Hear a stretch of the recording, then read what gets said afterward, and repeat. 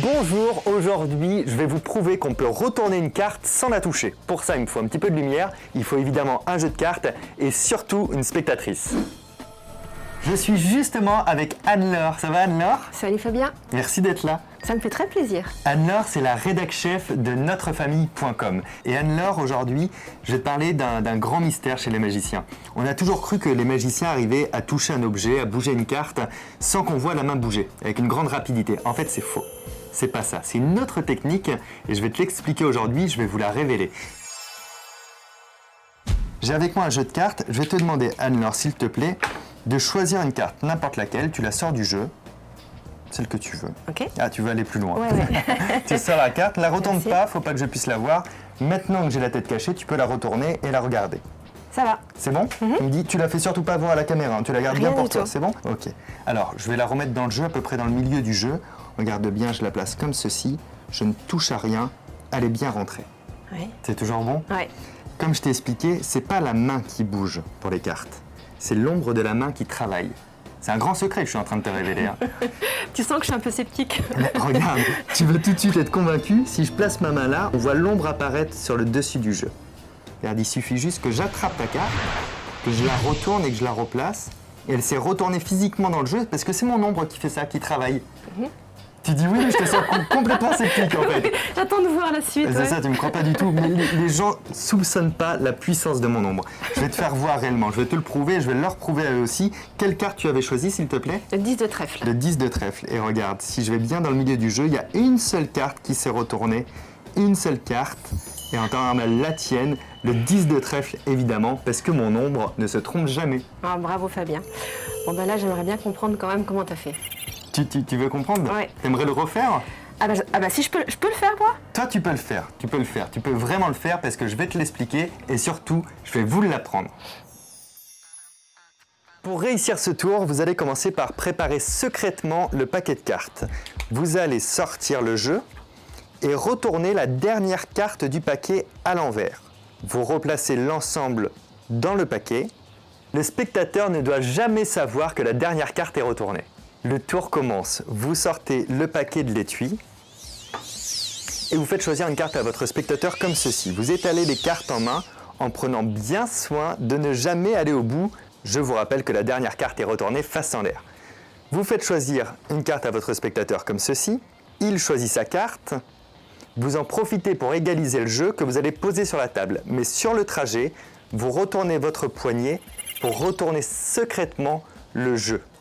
Lorsque vous allez pratiquer le mouvement de rotation avec le poignet, comme ceci, le mouvement devra être fluide et rapide. Ne vous inquiétez pas du spectateur car vous allez pratiquer ce qu'on appelle un détournement d'attention. Le spectateur viendra de choisir sa carte et il sera en train de la regarder. Spontanément, il ne va pas vérifier vos mains, surtout si le mouvement est fluide et logique. Donc le spectateur tire la carte, il regarde sa carte, vous reposez le jeu en tournant le poignet pendant ce temps-là. Demandez-lui de regarder la carte, tournez votre regard. Lorsque le spectateur vous dit qu'il est prêt, vous allez devoir récupérer le jeu. Attention à bien le tenir fermement et à venir le placer en main, tout en faisant très attention puisque je vous le rappelle, la première carte est retournée par rapport au reste du jeu. Vous placez la carte du spectateur dans le milieu du jeu délicatement, dans le même sens que la première carte.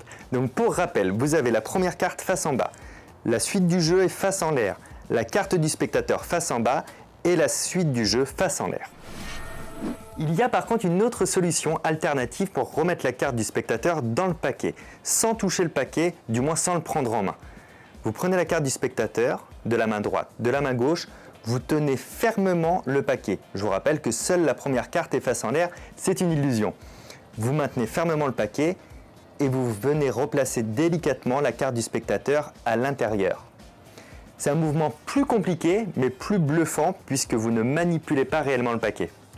Quelle que soit la méthode que vous avez choisie sur les deux méthodes, à ce moment-là du tour, vous avez le paquet en main.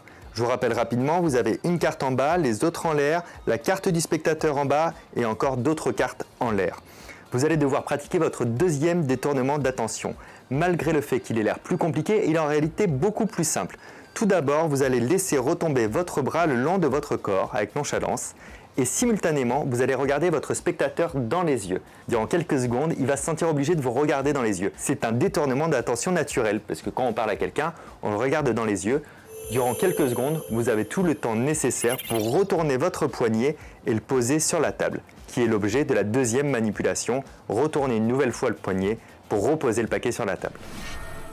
Techniquement, le tour est presque terminé, vous allez pouvoir faire la mise en scène de l'ombre. Alors vous placez votre main en fonction de la lumière pour avoir l'ombre projetée sur le paquet. Si vous n'avez pas assez de lumière pour faire ça ou si ce n'est pas possible, vous pouvez trouver autre chose. Par exemple, vous pouvez claquer des doigts sur le paquet en disant une formule magique. Vous pouvez aussi jouer avec votre main à la passer comme s'il y avait des ondes qui étaient en train de se créer, de retourner l'une des cartes du paquet.